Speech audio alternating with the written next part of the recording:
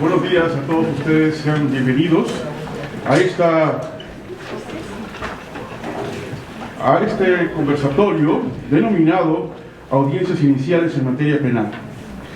Es muy importante, antes que nada, recibo un cordial saludo de nuestra señora directora, la doctora Sonia Venegas, de nuestra jefa de división, la doctora Irene Trejo. Sean ustedes bienvenidos a estos conversatorios en materia penal.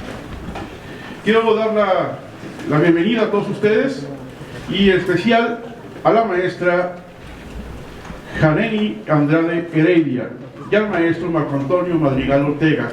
Los presento a ellos porque son los maestros de nuestra facultad, pero que no son maestros de SUA. Y ante todo, les damos la más cordial bienvenida a nuestra división. Ahorita vamos a leer su currículum cuando cada uno esté presente.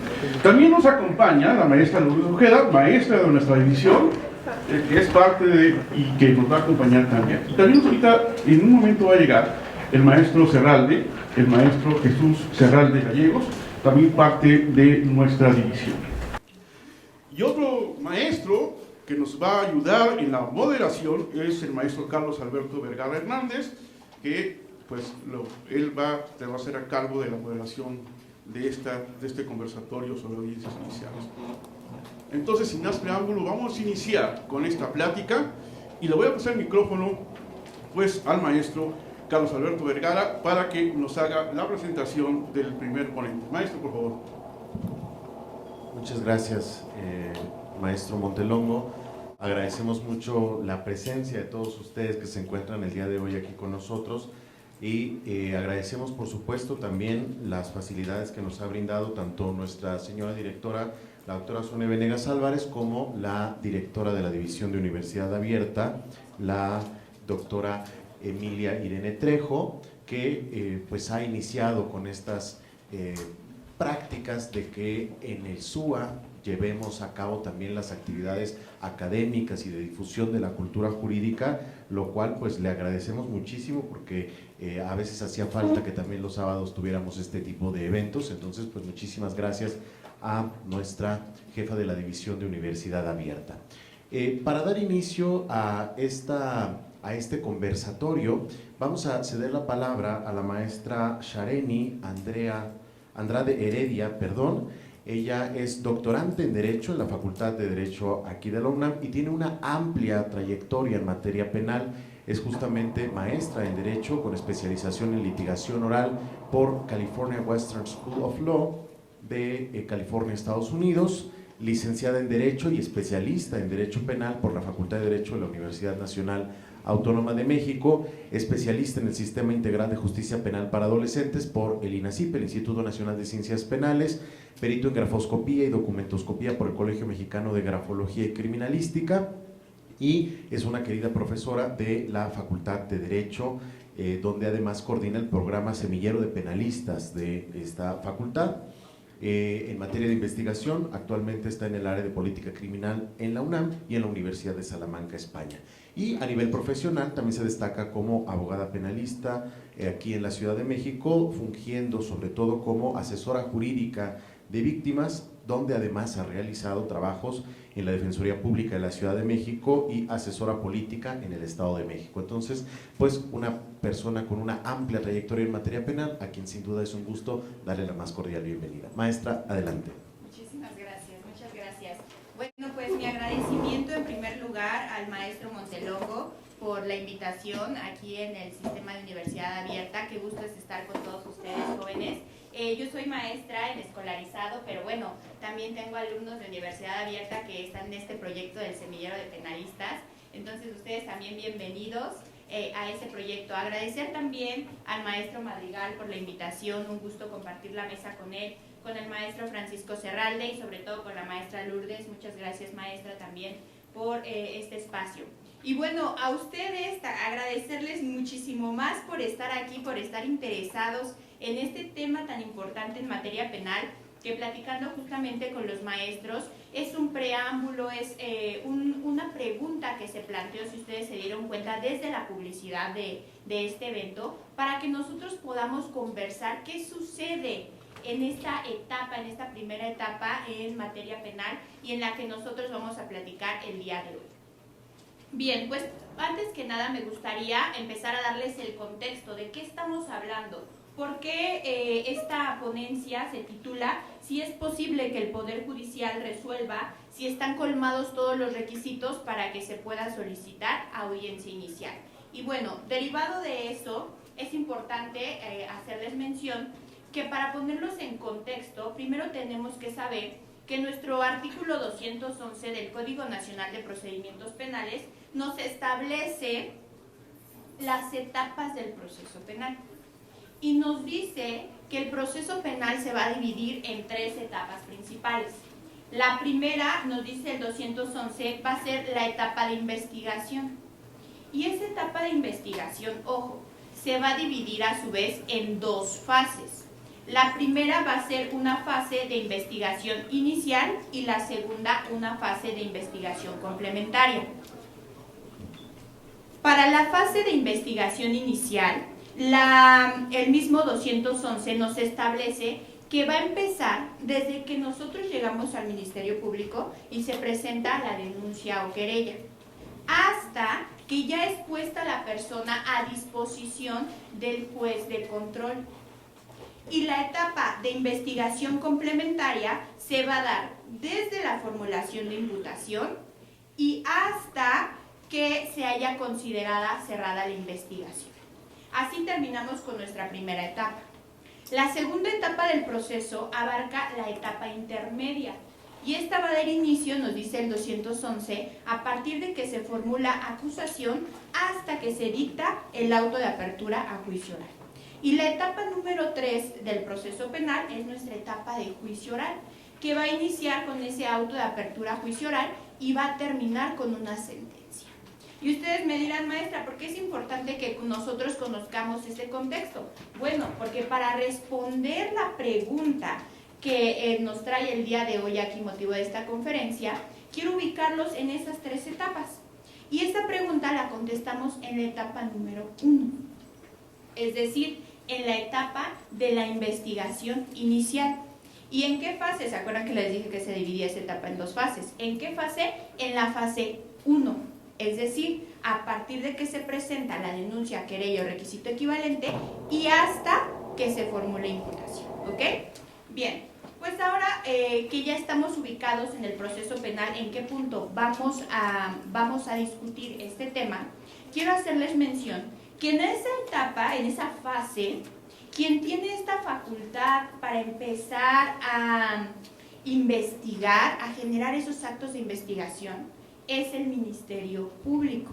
Es decir, ustedes llegan directamente cuando se presenta la denuncia, querella o requisito equivalente y llegan con el Ministerio Público, ¿cierto? Y el Ministerio Público es el que les va a tomar su entrevista, el Ministerio Público es el que les va a pedir en un primer momento que ustedes aporten testigos o que aporten algún dato de prueba que esté relacionado con los hechos. ¿Qué dato de prueba? Pues depende del delito, es decir, alguna pericial, algún objeto, alguna persona, un perito, un policía, que pueda dar cuenta de lo sucedido en esta primera etapa, ¿vale? Estamos teniendo un poco de fallas técnicas, pero bueno, ahorita que se ve aquí la presentación que les traje.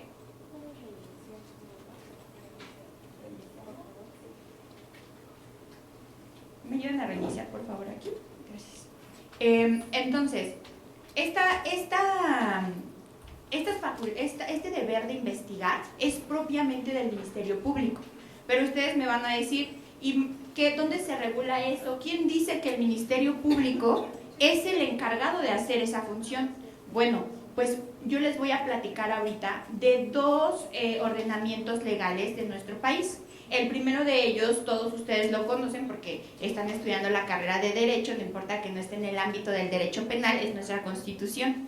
Y en nuestra Constitución, ustedes van a encontrar en el artículo 21 constitucional unas características esenciales donde, entre otras cosas que dice el 21 constitucional, establece que el ejercicio de la acción penal ante los tribunales corresponde exclusivamente al Ministerio Público. Y también van a encontrar en el artículo 21 constitucional que la investigación de los delitos corresponde únicamente al Ministerio Público. Pero ¿qué otra cosa, qué otro artículo podemos encontrar? A ver, entonces, ¿qué otro artículo ustedes de la Constitución van a poder encontrar esta información respecto de las facultades del Ministerio Público? También lo van a encontrar en el 102 de nuestra Constitución, donde el 102 nos va a establecer que corresponde al Ministerio Público de la Federación la persecución ante los tribunales de todos los delitos del orden federal. También nos dice ese 102 que el Ministerio Público debe de buscar y presentar las pruebas que acrediten la participación de estos hechos que las leyes señalan como delito. Y también nos va a hablar que va a procurar que los juicios federales en materia penal se sigan con toda regularidad para que la impartición de justicia sea pronta y expedita.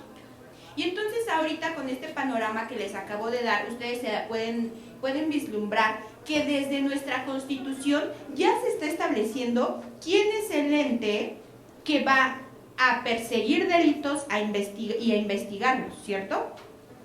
Ahora nos vamos ya a la legislación especializada en materia penal, los que aquí son penalistas y que seguro ya estén ya en sexto semestre viendo la clase de Derecho Procesal Penal, seguramente han escuchado hablar del Código Nacional de Procedimientos Penales. Y bueno, en el Código Nacional de Procedimientos Penales encontramos ya exclusivamente estas facultades del Ministerio Público, pero a las que nos atañen el día de hoy para poder resolver esta pregunta que nos ponen en consideración son las siguientes. Van a tener que ustedes vislumbrar el contenido del artículo 127 de su Código Nacional de Procedimientos Penales, porque ahí en el 127 se establece que es competencia del Ministerio Público resolver sobre el ejercicio de la acción penal. Y también nos establece este mismo 127 que el Ministerio Público es el único que puede ordenar las diligencias pertinentes y útiles para demostrar o no la existencia del hecho que la ley señala como delito y la probable responsabilidad de la persona. Y ahora, una vez que ya tenemos este contexto en competencia, vamos a ver cuáles son esas obligaciones del Ministerio Público. Y esas las van a encontrar ustedes en el artículo 131 también de su Código Nacional de Procedimientos Penales. Y en esencia, en ese 131 de todas las obligaciones del Ministerio Público, ustedes van a encontrar que el Ministerio Público puede determinar un archivo temporal y puede determinar el no ejercicio de la acción penal, así como tiene la facultad de decir, ¿saben qué? Este hecho no lo voy a investigar. Y entonces con eso, ustedes están vislumbrando ahorita tres cosas, que el Ministerio Público va a tener en ese momento esa facultad de decir, si continúo investigando este delito o no lo continúo investigando. Dentro de otras facultades del Ministerio Público es ejercer acción penal. Y seguramente ustedes han escuchado mucho esta palabra, esta frase de ejercer acción penal, porque es algo que los penalistas utilizamos comúnmente, y es algo que ustedes, los que quieran ser abogados penalistas, que ojalá y todo este auditorio quiera pasarse al lado oscuro del derecho, le digo yo, el derecho penal, ustedes van a estar inmersos con esta frase y también van a estar ocupando mucho su Código Nacional de Procedimientos Penales. Ahora bien, en ese mismo artículo, ojo, hay una fracción que nos interesa muchísimo, porque está relacionada con esta pregunta. ¿Cuál es? Ay, ya no tengo la pregunta. A ver si ahorita funciona. Si me ayudan con esto, por favor. ¿Cuál es? Es comunicar al órgano jurisdiccional y al imputado los datos de prueba que sustentan y fundamentan jurídicamente cada etapa del procedimiento. Es decir, el Ministerio Público va a ser ese responsable de comunicar al imputado y al órgano jurisdiccional esos hechos, esos datos de prueba, toda esa investigación que él ya realizó. Por eso, ustedes ya se pueden dar cuenta desde ahorita toda esta información que estoy diciendo, ya van a poder darse cuenta de en qué sentido voy a responder ahora sí esa pregunta. Porque, fíjense, para determinar qué es la acción penal, y a mí me gusta decirles a todos ustedes los fundamentos, ¿por qué? Para que vean que no me lo estoy inventando, ustedes van a encontrar en la parte final de su artículo 211 del Código Nacional de Procedimientos Penales, donde se establece que el ejercicio de la acción penal va a iniciar con la solicitud, ojo, con la solicitud de citatorio a audiencia inicial, puesta a disposición del detenido ante autoridad judicial o cuando se solicite, por ejemplo, una orden de aprehensión o una orden de comparecencia, con lo cual el Ministerio Público no perderá la dirección de la investigación. Es decir, en todo momento el Ministerio Público tiene en su poder esa dirección de conducir la investigación. Entonces, con esto que les estoy diciendo, ¿ustedes qué creen? ¿Que voy a decir que sí o que no? A ver, levante la mano quien dice que sí. Levante la mano quien dice que no. Levante la mano quien no dice nada, maestra, mejor yo ni opino, no me meto en problemas. Bien, eso a veces pasa en las clases con mis alumnos, donde de los conteos que hacemos de votos son 5 de 50 y bueno, los otros 45, ¿qué pasó, no?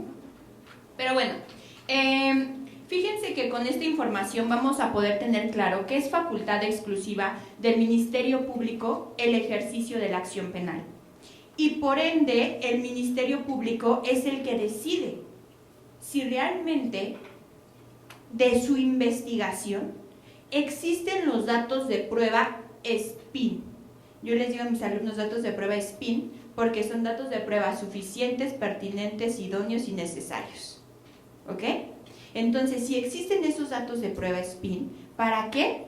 Para irnos a una audiencia inicial, y existen los datos de prueba SPIN para que el Ministerio Público, cuando le toque hacer la solicitud de vinculación a proceso, pueda tener solventada esa solicitud.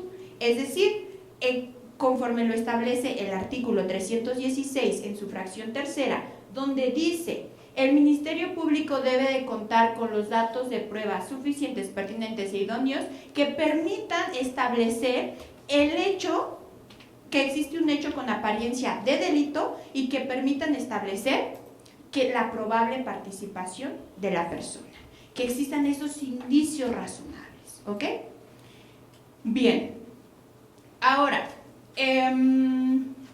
fíjense que yo aquí les traje alguna información relacionada con lo que pasa en la práctica, porque bien, esto sí, si ustedes se quieren dar cuenta, bueno, esto me dicen, maestra, bueno, eso está en la ley, eso ya lo vimos en la Constitución, pero ¿qué sucede en la práctica? Yo les traje una sentencia de amparo, que es la 264 del 2022, que ustedes van a poder consultar, y en esa sentencia de amparo se tocan diversos fundamentos, como que es esta tesis aislada. Pero bueno, les voy a comentar de forma muy rapidísima cuál es el origen de esta sentencia. ¿Cuáles son primero los hechos?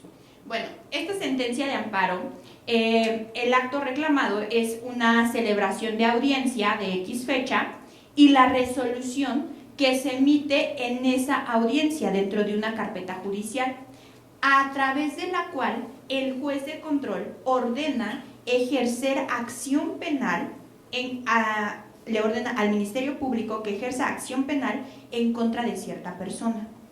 Y entonces el amparo es, primero, porque el quejoso dice que él no fue citado a esa audiencia, independientemente de que el Ministerio Público ya tenía información de dónde podía ubicarlo.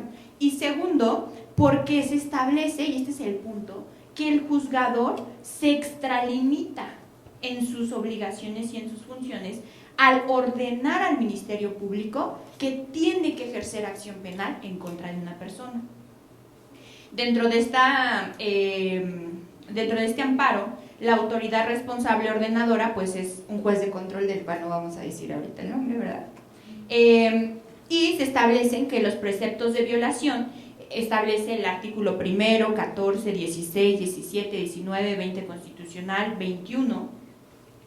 Y bueno, de forma general el quejoso dice que esto lo vislumbra como una transgresión al procedimiento penal y por eso la resolución, por eso interpone ese amparo.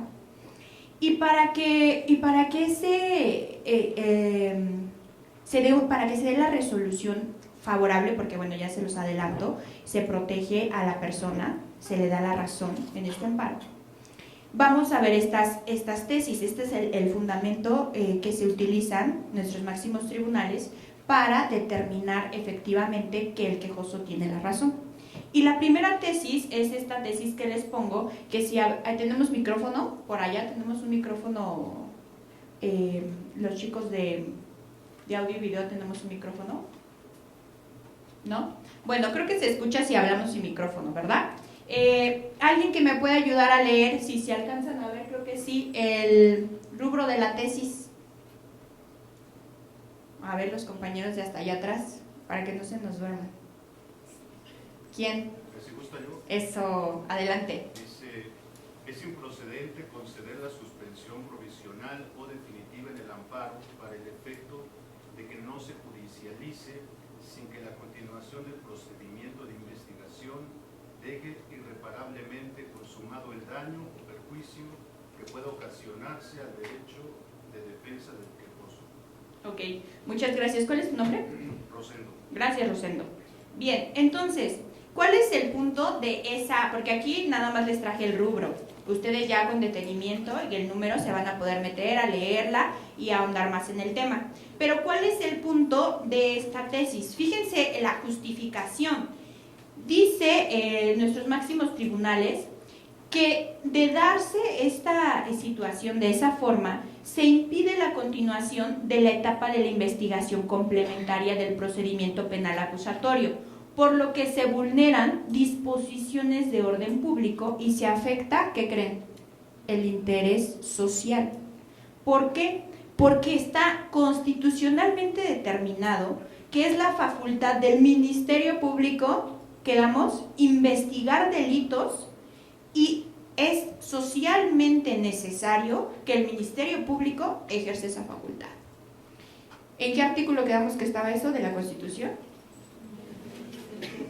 ¿En el qué? 21, exacto, bien. Entonces, ahora, eso en un primer momento, eso lo utiliza como referencia en nuestros máximos tribunales. Ahora, ¿qué más utilizan? Esta segunda tesis. Y esta segunda tesis, a ver quién me puede ayudar a leer el rubro. Adelante, compañera. ¿Cuál es tu nombre? Nidia. Adelante, Nidia. Sí, Nidia, para. Si al resolver el recurso previsto en el artículo 258 del Código Nacional de Procedimientos Penales contra la resolución que determina su archivo temporal, el juez de control decide revocarla, únicamente podrá ordenar la reanudación de la investigación, mas no que el Ministerio Público la judicialice, pues conforme al artículo 21 de la Constitución General, el ejercicio de la acción penal corresponde en exclusiva a esa representación social. Bien, muchísimas gracias, Nidia, ¿verdad? Sí. Fíjense, esta tesis es muy importante. Es muy importante porque los que tal vez ya llevaron procedimiento penal van a poder vislumbrar tal vez un poquito más por la importancia de la misma, en el sentido de que hay le llamamos recurso innominado, en el artículo 258 de nuestro Código Nacional de Procedimientos Penales. Y en este caso, ¿qué sucedió? Bueno, el Ministerio Público determinó un archivo temporal, dijo, ¿saben qué? Aquí ya no encuentro más datos de prueba, ya no voy a poder seguir investigando, voy a mandar esta carpeta al archivo, porque es mi facultad y porque yo decido qué delitos investigo. Entonces la manda al archivo. Este artículo 258 de nuestro Código Nacional de Procedimientos Penales nos permite, a mí como parte afectada, que tal vez quiero que se siga investigando el delito, ir a acusarlo con el juez y decirle, oye, mira, lo está investigando, dile que investigue, ¿cómo que ya no hay datos de prueba? Y entonces, ¿qué sucedió cuáles fueron los hechos en esencia? Que aquí el juez dijo, cuando ya llegaron las partes, le dijo, a ver, MP, ¿qué pasó? No, pues yo ya no voy a investigar, porque yo considero que ya no hay datos de prueba. Y entonces el juez le dijo, ¿sabes qué, MP?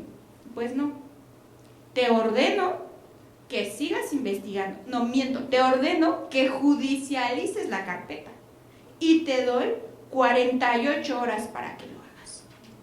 Es decir, le estaba ordenando que ejerciera acción penal en contra de la persona, que judicializara la carpeta, porque a consideración del juzgador estaban reunidos todos los elementos para que esa carpeta se fuera a una audiencia inicial. Y entonces, ¿qué creen? ¿Qué dice el amparo al final?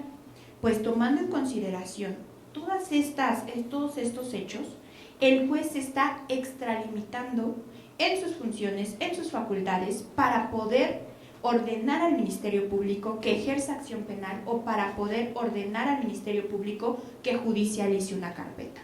Por ende, si es posible o no que el juez determine y ordene directamente a ese Ministerio Público, la respuesta desde mi perspectiva es que no puede, porque es una facultad exclusiva del Ministerio Público que se encuentra constitucionalmente establecida, ¿vale?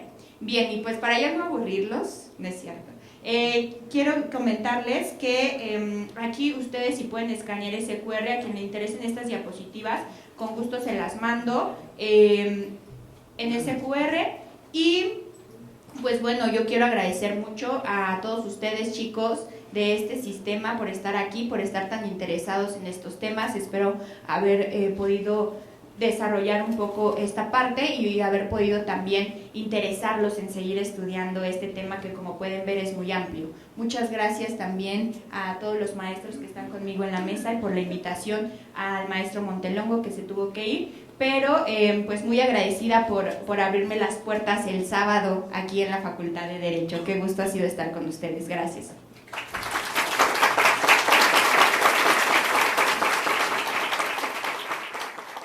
Para continuar con nuestro foro del día de hoy, vamos a cederle la palabra al maestro Marco Antonio Madrigal Ortega, que es también catedrático de esta Facultad de Derecho desde el año 2008, donde ha impartido múltiples asignaturas, principalmente Introducción al Estudio del Derecho, Teoría General del Proceso, Derecho Procesal Civil y Penal y Práctica Forense del Derecho Privado.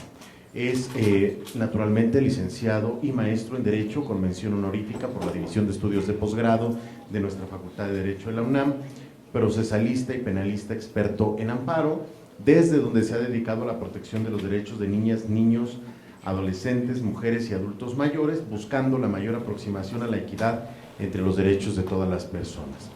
En razón de lo anterior, logró que la Suprema Corte de Justicia de la Nación emitiera la tesis 2021-979 que declara inconstitucional la preferencia materna. Ha sido pionero en los derechos de la víctima y en la implementación de medidas de protección en caso de violencia en todas sus formas y modalidades, logrando la imposición de medidas de protección a conductores y televisoras de orden nacional. Es actualmente miembro del Colegio Mexicano de Abogados y miembro del Colegio de Profesores de Derecho Procesal de esta Facultad de Derecho. Con todo el gusto, le cedemos la palabra. Gracias, maestro. Muchas gracias. Muchas gracias a todos los presentes por hacer posible esta reunión. Y como bien mencionó el maestro Montelongo al inicio, bueno, pues es un conversatorio que tiene como finalidad enriquecer, nutrir, siempre de manera respetuosa, en el ámbito académico. Todas las posiciones son válidas porque el derecho es dinámico y va cambiando. Eso genera evidentemente que haya siempre ideas contrarias, opuestas, a veces que sí tienen cierto eco, y en este caso me parece que voy a tener que separarme un poquito del criterio de la maestra Chareni, que aprecio mucho además, pero bueno, siempre es importante precisar las ideas de cada quien y tendré que decir por qué. Yo tenía pensado iniciar con un tema, pero después de haberla escuchado, me parece que voy a comenzar por el final. ¿Cuál sería el final? Me parece que estamos en el problema de la interpretación. Recuerdo haber visto una exposición del maestro Ferraioli que hablaba justamente de este tema de interpretación y daba un ejemplo.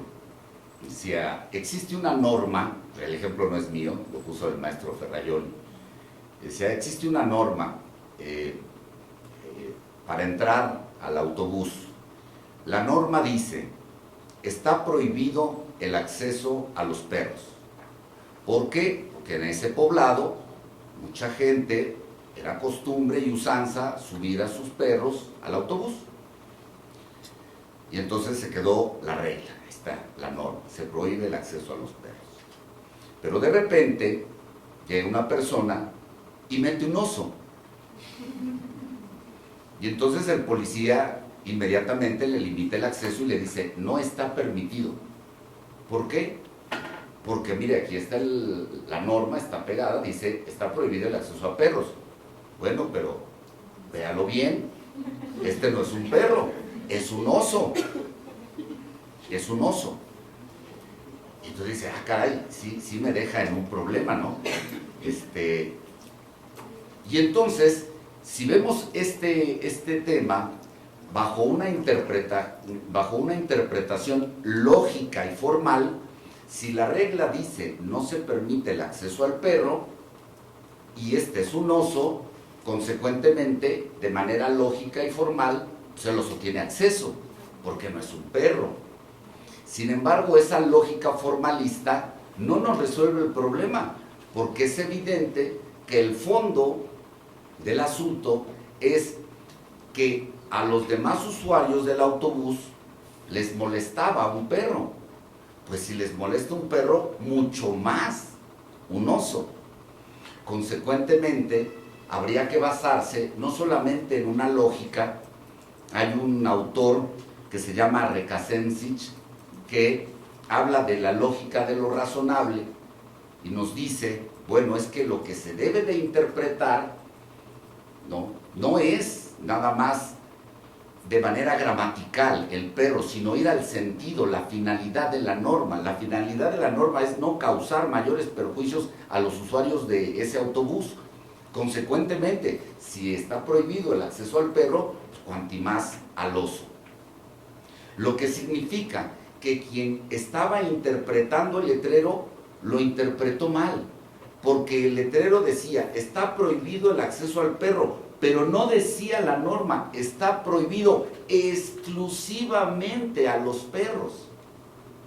Entonces, esa parte de interpretación de la que se está dotando, le está cambiando el sentido. Lo puse hasta en negritas cuando se habló acerca de que es una facultad exclusiva del Ministerio Público. Voy a leer el texto del artículo 21 constitucional. La investigación de los delitos corresponde al Ministerio Público y a las policías y etcétera, etcétera. No habla de exclusividad. ¿Dónde está en el ideario colectivo de todos los operadores judiciales y jurídicos el tema de exclusividad? Pues está justamente en la formación. Nos van formando con ese criterio y entonces se nos genera la idea de que es exclusivo del Ministerio Público, y lo malo no es que no lo creamos, lo malo es que los ministerios públicos se lo creen. Consecuentemente, se cometen muchas arbitrariedades. ¿Cuál es el problema medular?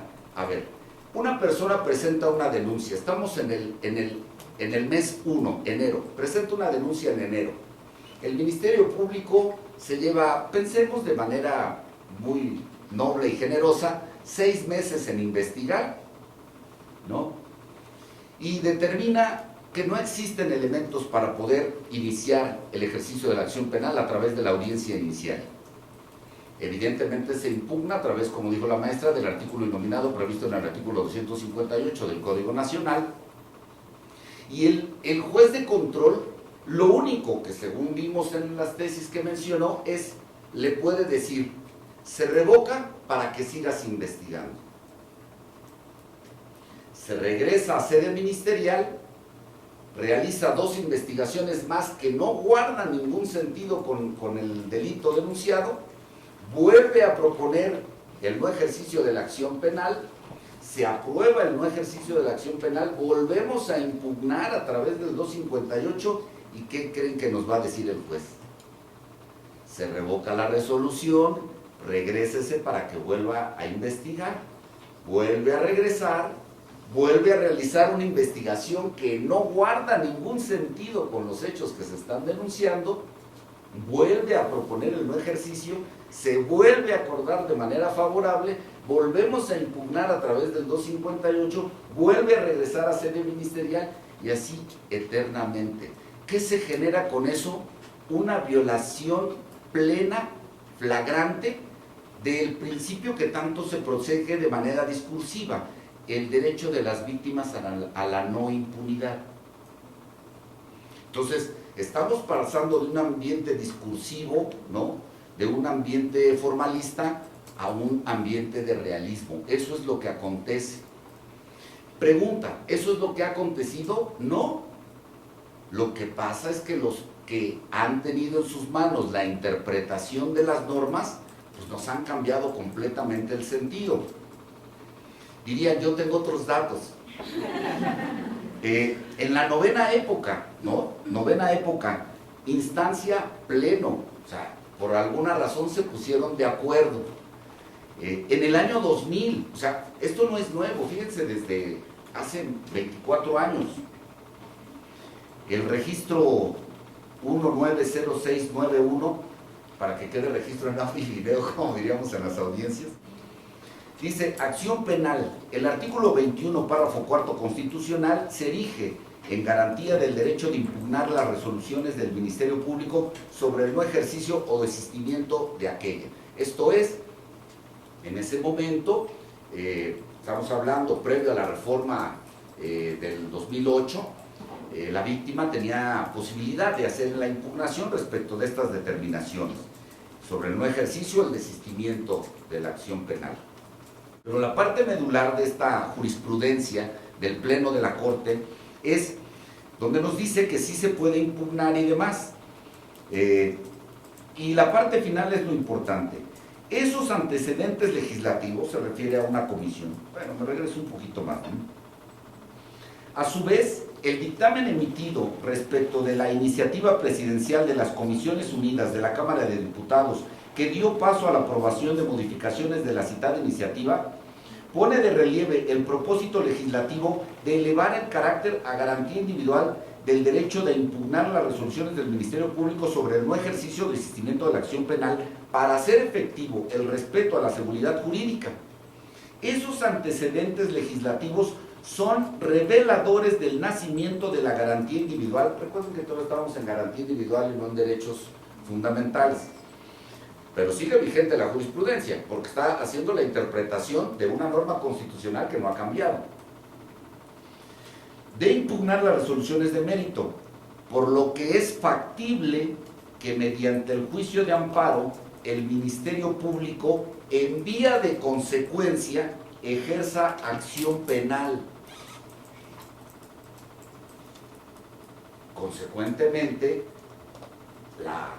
el órgano jurisdiccional sí puede realizar ese pronunciamiento para que ejercite acción penal. En evidente, cuando se habla de, fíjense nada más el tema, se habla en el sentido de decir, es que está invadiendo esferas de competencia porque no le puede ordenar al Ministerio Público que realice el ejercicio de la acción penal. Caray, creo que es sabidos de todos ahorita, creo que hasta se vanaglorian de decir que llevan 105 o 130 suspensiones de amparo que le ordenan al Congreso de la Unión no seguir con el proceso legislativo. Bueno, hasta le dijeron a la presidenta que baje del diario oficial. ¿No es acaso eso una invasión de competencia? Pues esa es la serie de contrapesos. Ojo, en mi opinión, ¿por qué se lleva a cabo esta serie de pronunciamientos? Es muy sencillo.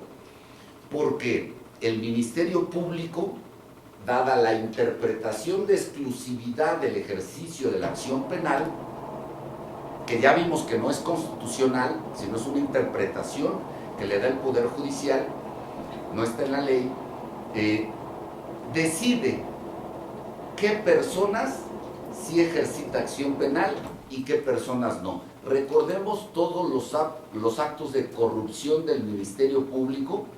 Tan se demostró los actos de corrupción del Ministerio Público que tenemos dos ejemplos muy claros. Primero, con el nuevo sistema le quitaron la fe pública, porque armaba delitos, permitía la salida de delincuentes. Y punto número 2, lo más importante, el Ministerio Público, cuando le realizaron un examen a los ministerios públicos, más del 80% lo reprobó. O sea, eso está en los anales de la historia. Entonces, como esta jurisprudencia no les convino, porque algunos insistimos sobre esta jurisprudencia y la pretendimos hacer valer, pues nos la cambiaron en el año 2001, o sea, tuvo poca vigencia, ¿no? Y no tuvieron tampoco la decencia de decir, de una nueva interpretación vamos a dejar sin efecto esta para emitir esta otra, sino la emitieron, simplemente la dejaron en el olvido, pero insisto, sigue vigente. En el año 2001, pero ya no el Pleno, sino la primera sala, nos dice, acción penal, es procedente el juicio de amparo indirecto en contra de la abstención del Ministerio Público de pronunciarse sobre el ejercicio o el no ejercicio de aquel. Y en lo medular nos dice, pues de lo contrario, en nada beneficiaría al gobernado contar con el derecho de impugnar la resolución expresa de no ejercicio de la acción penal si no cuenta con la facultad de exigir su emisión. Es decir, nos dice esta jurisprudencia que el órgano jurisdiccional solamente puede requerir al Ministerio Público para que se pronuncie respecto de si encuentra elementos suficientes o no para ejercer acción penal. Pero ahí no se queda la cosa. Nos vuelve a dar otra jurisprudencia en el año 2001, igual por la primera sala, donde nos dicen, bueno, no solamente que te pronuncies, sino jueces de distrito están facultados para apreciar si ha transcurrido un plazo razonable para que el Ministerio Público emita algún pronunciamiento respecto del ejercicio o no ejercicio de la acción penal, y para que en su caso le imponga uno para que dicte la resolución que corresponda como resultado de la averiguación previa. ¿Qué significa esto? Que ya te tardaste, Ministerio Público. O sea, el estado de omisión de pronunciarse respecto de lo que arroje la investigación se ha determinado que causa peores efectos que el ejercer acción penal o no ejercer acción penal, porque hay un estado de incertidumbre. Entonces, esta jurisprudencia nos dice, el órgano jurisdiccional únicamente está facultado para decirle al Ministerio Público, me parece que ya te tardaste, te doy 2 meses más o 3 meses más para que determines. Pero ya vimos cómo puede determinar. Determina no ejercicio, en la anterior averiguación previa se iba el recurso de inconformidad, se aprobaba, y lo mismo acontece hoy con el nuevo Código Nacional, se hace la propuesta, se aprueba, se impugna, vuelve a regresar a sede de investigación y es un círculo vicioso.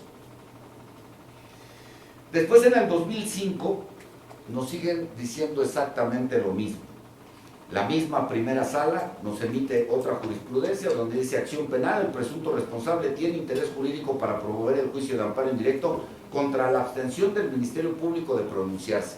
Insistimos, se siguen cambiando, ya vimos del año 2000 a la fecha, se siguen cambiando. Lo bueno es que siempre pues existen personas que buscamos el cambio, y aunque es aislada, es un criterio orientador, me va dejando ver que estamos comenzando de nueva cuenta a retomar el camino del sendero del bien. Y en la tesis de septiembre del año 2023, con registro 2027-079, nos dice en el nuevo sistema, carpeta de investigación. Ante la dilación injustificada del Ministerio Público en la realización de diligencias y actos conducentes para su integración, los jueces de amparo están facultados para establecer un plazo razonable para la conclusión de la investigación. Es decir, los anteriores criterios que aplicaban exclusivamente para el sistema inquisitorio, en el nuevo sistema se está comenzando a gestar, pero al revés. Ya vimos que primero sí tenía facultades el órgano jurisdiccional para poder, en vía de consecuencia, hacer que el Ministerio Público ejercitara acción penal, y luego lo fueron cambiando, ¿no?, hasta que únicamente pudiera hacer que emitiera una resolución y en un plazo razonable. Esta tesis comienza diciéndonos: el órgano jurisdiccional sí tiene facultades para ordenarle al Ministerio Público que emita una determinación y que ésta sea dentro de un plazo razonable. La pregunta de este conversatorio es: ¿puede ser que el órgano jurisdiccional determine que la carpeta de investigación cuenta con los elementos suficientes para que se prepare el ejercicio de la acción penal a través de la audiencia inicial? La respuesta, en mi opinión, es sí. Y no solamente sí se puede, sino que se debe. Me parece que la encomienda constitucional que tiene el Ministerio Público a través del artículo, no solamente el 21, sino también el 102, es de una gran responsabilidad, porque tiene la obligación, pero la obligación de investigar los delitos de frente al pueblo, de frente a las víctimas. De tal manera que, imaginen ustedes, estamos estudiando en la máxima casa de estudios, estamos dentro de gente muy preparada en el ámbito penal, tenemos integrado una carpeta de investigación, advertimos que están colmados los requisitos que, ya lo voy a copiar, Spin, no lo había visto, es muy bueno, están colmados los requisitos, Spin, que nos dice la maestra Shareni, y el Ministerio Público decide, por alguna rara razón, como diríamos, como una mano invisible que mueve la administración de justicia, ¿no?, decide no solicitar audiencia inicial y mandar a reserva, mandar al no ejercicio. Pues eso es no solamente un acto de autoridad arbitrario e ilegal, sino que está violentando directamente el derecho de las víctimas a la no impunidad. Consecuentemente, los juzgadores no deben quedarse con él exclusivamente para decir, no puedo pronunciarme al fondo, sino deben decir, a ver, como se dice en las sentencias de amparo, se concede el amparo para el efecto de que dicte una resolución dentro del ámbito de su competencia, siguiendo los siguientes lineamientos que se encuentran acreditados los datos de prueba SPIN, para que se pueda iniciar el ejercicio de la acción penal por el delito de que trate contra la persona de que trate. ¿Sí me voy explicando?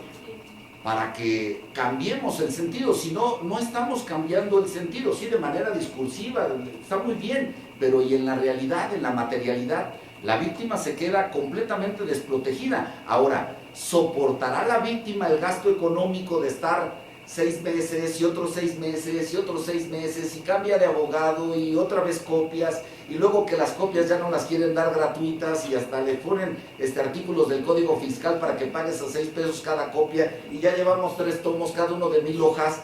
O sea, ya bastante es el daño que se le ha causado a la víctima para que se le siga causando más daño con esta incorrecta interpretación y administración de justicia.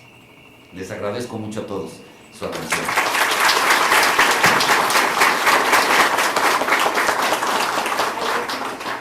¿Hay réplica?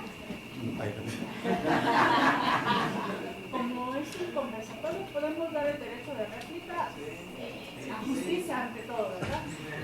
Bueno, pues agradecemos muchísimo la brillante intervención del maestro Marco Madrigal, y, como dirían, por alusiones personales, la réplica de la maestra Shareni.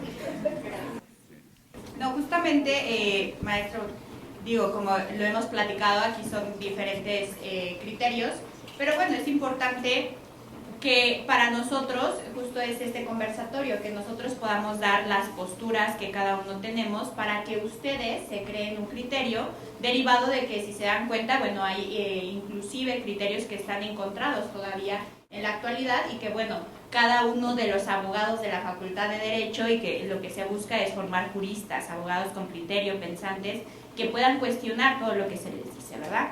Bueno, En ese sentido, así como el maestro Marco dio la pauta para leer específicamente en el artículo 21 constitucional qué decía y que no estaba establecida la palabra exclusivamente, podemos encontrarnos en el artículo 134 de nuestro Código Nacional de Procedimientos Penales lo siguiente: deberes comunes en los jueces en el ámbito de sus respectivas competencias y atribuciones son deberes comunes de los jueces y magistrados los siguientes.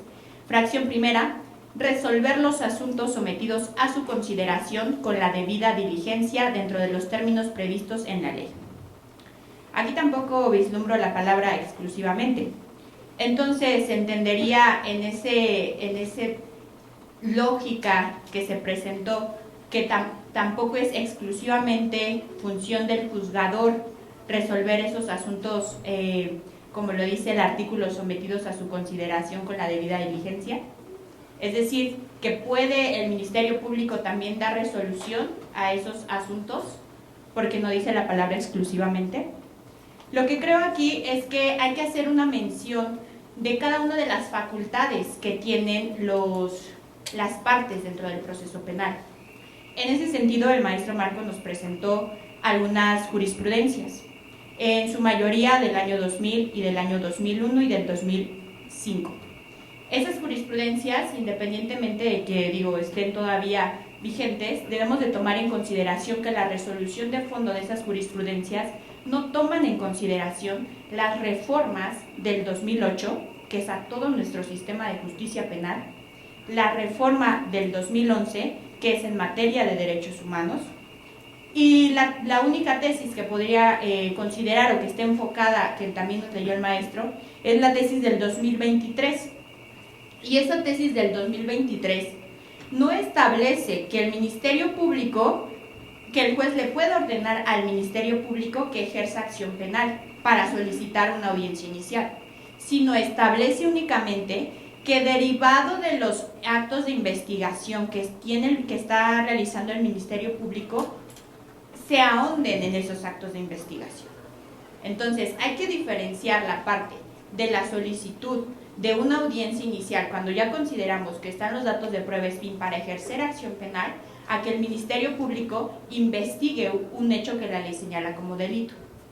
Ahora bien, si se dan cuenta, en el criterio, el amparo que les presento es del año 2022. Pero ojo, es importante aquí porque el maestro Marco hizo mención de qué sucede con las víctimas, ¿no? De que si entonces esto se convierte en un círculo vicioso en el que el Ministerio Público dice no ejerzo acción penal, voy con el juez no le puede decir si ejerce acción penal o si continúa investigando, y entonces otra vez regresamos a lo mismo. Pero no tendría por qué ser así, porque existen otras partes en el proceso, como es el asesor jurídico. Y si ustedes se meten a ver cuáles son las facultades del asesor jurídico, él puede solicitar actos de investigación al Ministerio Público, y si el Ministerio Público no hace ese acto de investigación, porque aquí voy a retomar unas palabras que nos dijo el maestro Marco respecto de este círculo vicioso, en donde nos hizo mención que se convierte esto en un círculo vicioso, y que entonces el Ministerio Público inclusive podría hacer actos de investigación que no estén relacionados con los hechos. Pero para eso están las partes, para eso está el asesor jurídico, en este sistema de justicia penal el asesor jurídico vela por esos actos de investigación que se tienen que realizar y que van a ayudar a su teoría del caso. Ahora, recuerden que el asesor jurídico, ahorita estamos hablando de la etapa inicial, como platicamos en un principio, para ubicarnos dentro del proceso, pero en algún punto, en la etapa intermedia, se convierte coadyuvante, como acusador coadyuvante dentro de la investigación, la víctima. Entonces, aquí a lo que voy es que la figura del asesor jurídico también es indispensable y es importante no perderla de vista, porque tiene la facultad de cuidar los intereses de esa víctima. La solución, desde mi perspectiva, concuerdo con algunas circunstancias que dice el maestro, que efectivamente es, ¿qué sucede? Pues se tarda mucho tiempo en judicializar las carpetas, se tarda mucho tiempo en hacerle caso a ciertos actos de investigación, a que una víctima, por ejemplo, vaya ante a un psicólogo, a que vaya a un perito en trabajo social, a que se le realicen ciertos actos de investigación. Pero la solución no está en la invasión de funciones, la solución está en revisar cada una de las funciones de las partes y tratar de drenar el sistema de justicia penal. Porque ustedes, los que tal vez están en la práctica, saben que los ministerios públicos, por ministerio público, está teniendo entre 200 y 500 carpetas. O sea, también es humanamente imposible poder verificar o poder atender esa carga de trabajo. Por ende, obviamente, pues todo se tarda más. Pero ¿cuál es la solución? Yo no estoy diciendo que eso esté bien. Yo lo que estoy diciendo es que cada una de las partes tiene ciertas facultades específicas en el código y que las puede hacer valer. Es decir, un asesor jurídico activo puede ir, solicitar un acto de investigación y el Ministerio Público tiene, como lo establece nuestro Código Nacional de Procedimientos Penales, únicamente 3 días para contestar respecto a la realización de ese acto de investigación. Y si en esos 3 días el Ministerio Público no contesta, el asesor jurídico puede ir a acusarlo con el juzgador, para que inclusive le pueden poner al Ministerio Público una medida de apremio, para que el Ministerio Público haga el acto de investigación que se está solicitando. Entonces, en ese sentido, ya para no continuar con esta parte, pero lo que quiero que vean, o pedí el derecho de réplica, porque quería concluir mi participación en ese sentido con la información que tuvo bien a darnos el maestro Marco, a quien también quiero muchísimo, maestro, muchas gracias, y que aquí sí nos queremos, somos amigos, y que aquí la importancia, lo que quiero que ustedes jóvenes tomen en consideración, es que para eso es el derecho, para estudiarlo, para ver diferentes tipos de posturas, para investigar, porque aquí, si se dan cuenta, los dos hicimos nuestro trabajo de investigación, les trajimos criterios y buscamos para que cada uno defiende su postura, y está bien, esta información se les da a ustedes para que ustedes la tomen y sigan investigando. Inclusive esto me parece que puede ser hasta un trabajo de tesis para los que ya se van a titular, en donde, tomando en consideración todos estos criterios, puedan ustedes generarse un criterio propio. Vale, muchas gracias. Muchas gracias, maestra. Agradecemos mucho que nos haya nutrido la maestra con esta réplica y sobre todo retomando la reflexión que ella hace, porque no es lo mismo si yo estoy en la posición de asesor jurídico o si yo estoy en la posición de la defensa. Evidentemente yo voy a buscar el criterio que convenga a ese momento. Y como ustedes saben, en derecho las cosas no son, sino que se crean según lo podamos acreditar. Entonces creo que más bien lo que hicieron los maestros fue darnos criterios muy interesantes de ambas partes que pudieran servirnos según la posición en la que nos encontremos. Y por eso es que les agradecemos mucho, y con ello cedemos la palabra al maestro Francisco Jesús Serralde Gallegos, que es licenciado en Derecho, egresado de la Universidad Tecnológica de México, titulado y distinguido con excelencia académica, especialista en Derechos Humanos por la Universidad de Castilla-La Mancha y la Comisión Nacional de los Derechos Humanos, especialista en Proceso Penal y Garantismo por la Universidad de Girona, maestro en Derecho Procesal Penal, con mención honorífica por el Centro de Estudios de Posgrado y el Diplomado en Juicio de Amparo de la Suprema Corte de Justicia de la Nación. Se desempeña principalmente como abogado postulante en el despacho jurídico Serralde y González Asociados, de donde es titular, principalmente como abogado defensor y asesor jurídico en materia penal. Se ha desempeñado como docente y capacitador en el sistema de justicia penal, acusatorio y oral en diversas instituciones, naturalmente nuestra Facultad de Derecho de esta Universidad Nacional Autónoma de México, asesor en la Visitaduría General de Atención Especializada de la Comisión de Derechos Humanos del Estado de México y experto capacitador en la Unidad de Apoyo al Sistema de Justicia de la Secretaría de Gobernación. Participa con varios medios digitales de difusión de la cultura jurídica y se ha desempeñado como docente y capacitador en la Oficina de las Naciones Unidas contra la Droga y el Delito, la Comisión de Derechos Humanos del Estado de México, la Secretaría de Gobernación, la Secretaría de Seguridad Ciudadana en la Ciudad de México, la Procuraduría General de Justicia del Estado de Hidalgo, la Fiscalía de Delitos Electorales de la Fiscalía General de la República, la Fiscalía General del Estado de Veracruz, el Poder Judicial del Estado de Aguascalientes y a nivel internacional en la Corte Superior de Justicia de Huaura, Perú, en la Corte Superior de Justicia de Lima, también en Perú, y en el Ministerio Público de la Fiscalía de la Nación de Perú. Aquí en México también, en la Benemérita Universidad de Oaxaca y en el Colegio de Abogados y Abogadas de Costa Rica. Con mucho agradecimiento le cedemos la palabra al maestro Serralde. Muchas gracias, maestro. Muy amable, muy buenos días.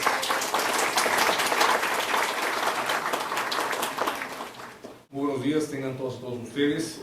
Para mí es un gusto tener la oportunidad de estar aquí dialogando sobre pues, aspectos que, para quienes me conocen, pues saben que soy un loco apasionado del derecho penal, y qué mejor junto a grandes amigos, expertos y sobre todo pues gente que me consta que son y que están en las trincheras. Entonces pues venimos a platicarles pues sobre realidades, sobre perspectivas, pero sobre todo cuestiones que en la práctica del derecho penal pues llegan a visualizarse. Varios conceptos como fueron la integración del procedimiento penal, pues la maestra Shareni ya abordó ese tema para que entendamos justamente dónde vamos a ubicar. Y fíjense en este punto muy interesante de identificar si el Poder Judicial tiene esa facultad de generar un control judicial o un control respecto a la determinación del no ejercicio de la gente del Ministerio Público. Fíjense, a mí me lleva a que tengamos, digamos, primero una concepción, aparte del momento personal en el que nos encontramos, tengamos una concepción pues, de qué es el control judicial, tengamos una concepción de qué es el ejercicio de la acción penal, qué es el Ministerio Público y quién lo puede ejercer. Fíjense, aquí hay varios aspectos muy interesantes porque todo esto que estamos platicando este día de hoy, pues versa justamente sobre esa capacidad y quizá ese deber del Estado o ese deber, digamos, del Poder Judicial de controlar al Poder Público. Y esto emanado en gran parte de distribución de competencias, de facultades y sobre todo de división de poder. Este tema es muy interesante porque no podemos en este caso dejar pasar el tema para reiterar que obviamente la división de poderes y el respeto a la división de poderes es lo único que nos va a garantizar un Estado democrático de derecho. Y de ahí partimos justamente para analizar hasta qué punto puede llegar el actuar de un agente del Ministerio Público, hasta qué punto puede llegar un actuar del Poder Judicial y lo más importante, si éste tiene la capacidad y la facultad para poder, no diría frenar, para poder controlar en este caso las actividades del agente del Ministerio Público. Fíjense, el tema de que en nuestra Constitución tengamos hoy en día un juez de control que muchos hemos denominado juez de garantías y tiene obviamente una razón de ser, emana. Bueno, para empezar, nuestro cambio de sistema de justicia penal no fue una creación o un invento pues, de nosotros, sino fue cuestión de, fíjense, desde, me parece que fue 2000-2001, el Estado mexicano recibió el primer llamado de atención de la Oficina de Naciones Unidas, de la Oficina de los Derechos Humanos de las Naciones Unidas, para decir, oye, hay que hacer algo con tu sistema de justicia penal, algo anda mal. ¿Por qué? Porque hay violaciones sistemáticas. Y fíjense, de una manera muy interesante, yo les hago esta reflexión. En las etapas del procedimiento o en los momentos del procedimiento penal donde más se generan violaciones a derechos fundamentales, casualmente son donde no interviene el Poder Judicial, donde no tenemos al juez de control o donde la autoridad jurisdiccional no está para supervisar. Vamos, desde el punto de vista quizá formal, materialmente es distinto, que es pues en la investigación y justamente en la ejecución penal. ¿Por qué? Casualmente ahí es donde más hay violaciones. Porque si bien es cierto el juez de control, pues en su momento el juez de ejecución, que hace una función similar, juez de garantía, pues está en atención a lo que haga o a lo que las partes, que era la maestra Shareni, acusen a las autoridades administrativas. Fíjense, entonces bajo este punto es importante entender que en estricto sentido, vamos a llamarlo, o en sentido quizá una garantía constitucional, pues otra cosa más que justamente un mecanismo de control constitucional de que goza todo gobernado frente a los actos de autoridad. Entonces, entendamos justamente cuál es esa gran importancia del juez de control, o que le llamamos juez de garantías, controlar al poder público. Sabemos que en el caso del derecho penal, pues se rige bajo este ius puniendi, ¿no? Este poder punitivo del Estado. Ahora bien, si el agente del Ministerio Público, instituido en una Fiscalía General de Justicia, tiene todo este poder, evidentemente tiene que ser sujeto de control. No se puede dejar que de manera arbitraria, en este caso, pues desborde ese poder público. Y reitero este punto de los antecedentes, ya que nos lleva a esto, porque, vamos, a la gran mayoría de ustedes seguramente no les tocó vivirlo, afortunadamente vivirlo a mí tampoco, pero conocerlo de manera directa o indirecta. Hace algunas décadas no existía un plazo de retención establecido como hoy en día de 48 horas. Antes tenía 72 horas. ¿De dónde? No sabíamos de dónde lo sacaban, ¿no? Había personas detenidas 4 días, 5 días. El tema de la tortura, se ha avanzado bastante en el tema, eso sigue siendo una realidad. Entonces, esta es gran parte de la esencia de que tengamos en nuestra Constitución la palabrita juez de control. Esa es gran parte de la esencia, de que supervise el poder público, concretamente a la gente del Ministerio Público. Fíjense, y para que entendamos y nos situemos en atención a este punto del ejercicio de la acción penal. Una vez que la gente del Ministerio Público ha iniciado una investigación y, acorde al artículo 141 del Código Nacional de Procedimientos Penales, considera que tiene estos datos de prueba SPIN, como bien se han comentado, y hay una denuncia o querella o acto equivalente, el acto equivalente a la declaratoria de perjuicio en materia fiscal, el Ministerio Público dice, oye, existe la posibilidad de que este investigado participó en la comisión o cometió este delito. Luego entonces, tengo reunidos mis requisitos, tanto formales y materiales, voy a instar o quiero procesar a esta persona, quiero llevarla a un proceso penal. ¿Qué tengo que hacer? Llamar al Poder Judicial, entonces, o llevarla al Poder Judicial.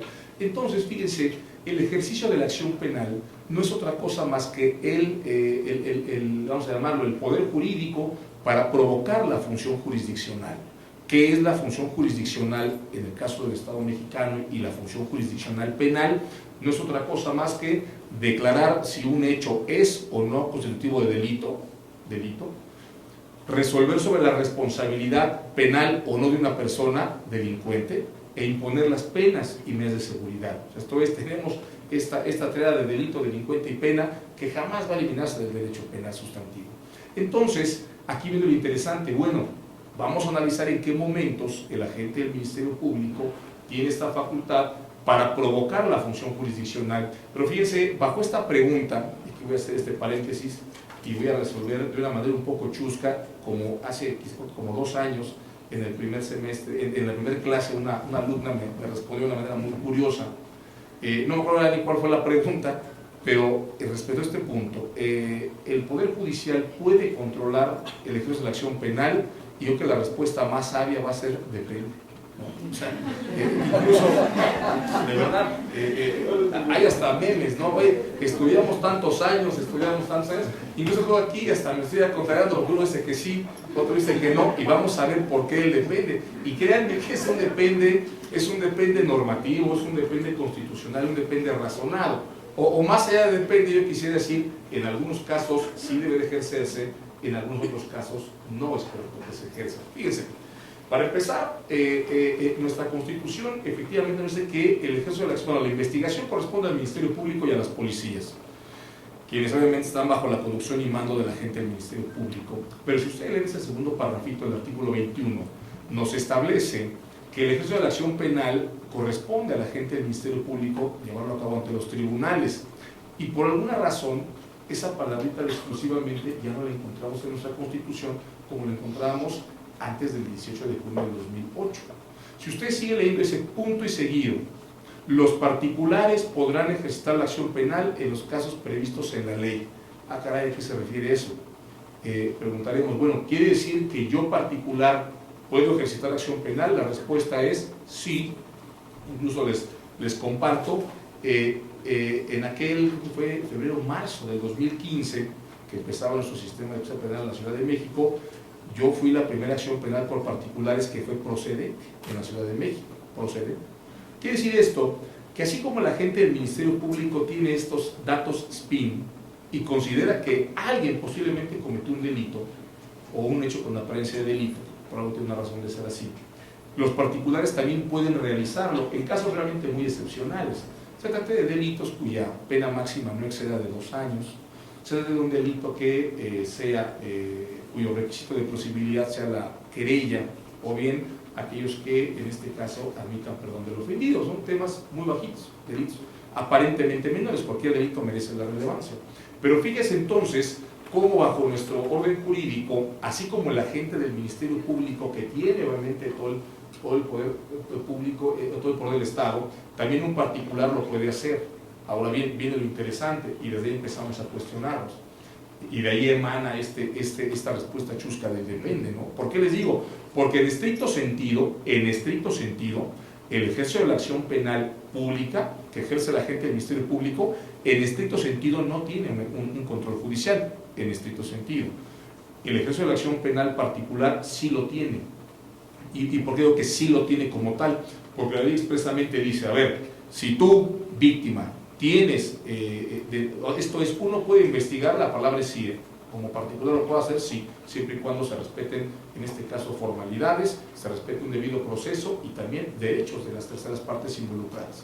Nos dice la ley, a ver, si tú particular tienes, dentro de lo que tú tengas de información, datos suficientes que permiten establecer que existe un hecho con apariencia de delito, que existe la posibilidad que determinada persona lo cometió o participó en su comisión, pues adelante. Puedes en este caso instar a la autoridad jurisdiccional, pero fíjense esto cómo se lleva a cabo.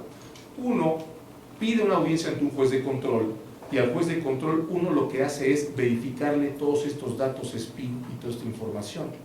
Entonces, dense cuenta cómo materialmente aquí se hay un control judicial, porque el juez antes de citar a todas las demás personas, porque ese es el punto al que quiero llegar, y de ahí emana el depende, antes de citar a un posible investigado o a un investigado, antes de citarlo el juez dice, a ver, primero adviérteme la información y los datos para verificar que efectivamente sí se cumplan con estos datos o los parámetros mínimos SPIN.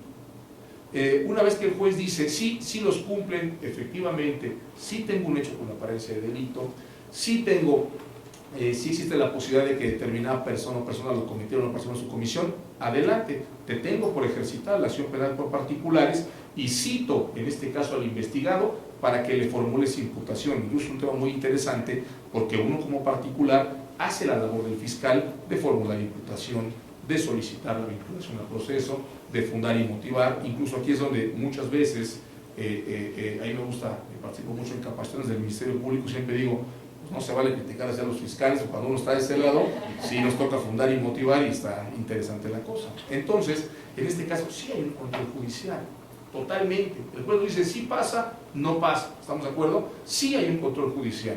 En el caso de la acción penal pública, nótese que una cosa es el ejercicio de la acción penal como determinación ministerial, que ahora el Ministerio Público, y otra cosa es la judicialización. La judicialización es otra cosa más que la vía, en este caso, a través de la cual, o más bien la materialización del ejercicio de la acción penal para poder conducir a una persona hacia la presencia judicial y poderle formular imputación y poder incoar un proceso en su contra. Entonces, si ustedes son enfáticos en el artículo 141 del Código Nacional de Procedimientos Penales, que quienes son mis alumnos me han de soñar porque les insisto mucho en ese artículo, a pesar de que nuestra materia es derecho penal y sustantivo, es un artículo que tiene derecho penal sustantivo, nos dice que hay tres formas de conducir, en este caso, a un investigado hacia el juez. El citatorio, la orden de comparecencia y la orden de aprehensión. Fíjense cómo tiene tres vías o tres formas de conducción. Sin embargo, hay que ver qué tan lesivas son y qué tanto acto de molestia puede generar. Aquí es justamente donde emana esta respuesta del depende. ¿Por qué depende? Y más aún del tema de depende, tenemos que analizar cuál va a ser el efecto que pueda tener este ejercicio de la acción penal. En el caso de un particular, yo jamás voy a poder pedir una orden de aprehensión de tajo. O sea, estamos de acuerdo, jamás la voy a poder, es más dicho, jamás la voy a poder yo pedir, podré pedir una comparecencia, es lo que podré pedir. Entonces, pues hay tema de control.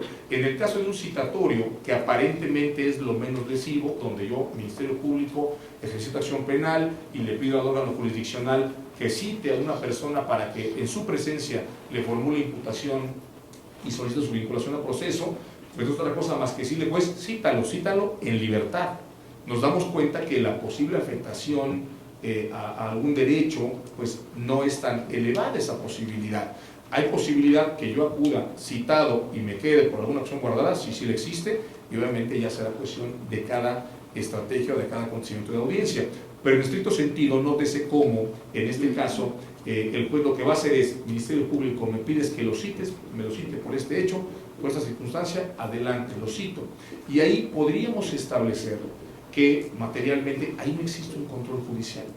Ahí no existe, porque el juez de control, en el buen sentido de la palabra, no es otra cosa más que atender y dar trámite a una petición que le está requiriendo la autoridad administrativa para formalizar el procedimiento penal en contra de una determinada persona o personas.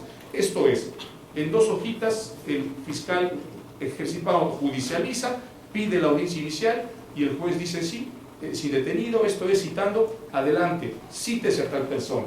Pero lo interesante comienza, y donde sí existe un control judicial, por más, vamos, desde el punto de vista material, porque la ley no nos establece este punto, que se pueda verificar solamente los criterios. En el caso de la orden de comparecencia y de la aprehensión es muy distinto. ¿Por qué? Porque la orden de comparecencia es libre orden de comparecencia para efecto que en el momento y en el lugar donde se encuentre la persona puedas, no vamos a decir detenerla, porque esa es la esencia de la aprehensión, pero vamos a decirle, le restringo su capacidad deambulatoria y a través de la coercibilidad del Estado lo presento en una sala de audiencias. Nos damos cuenta, esa es la orden de comparecencia.